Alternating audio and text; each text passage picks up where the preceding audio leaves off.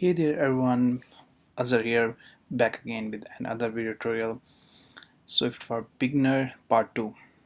And in this video tutorial series, we will finish Swift and after we will start iOS development. So in this short video, I want to show you how to make comment in our Swift programming language. So there's two ways. The first one, say make a double slash. Now we consider it as a comment, and if we have multi-line comments, then slash static and I'll type here my comments, multi-line comments. That's it. Now I'm going to make it save.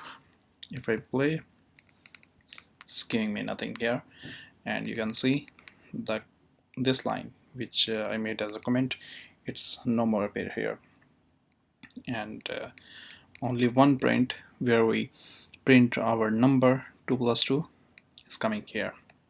So comments is very useful to remember our code, what we did or what the calculation or logic we write, and it's also helpful if you're working in a team. So it's a very short video where we discuss about comments. So that's all this video tutorial. Thank you.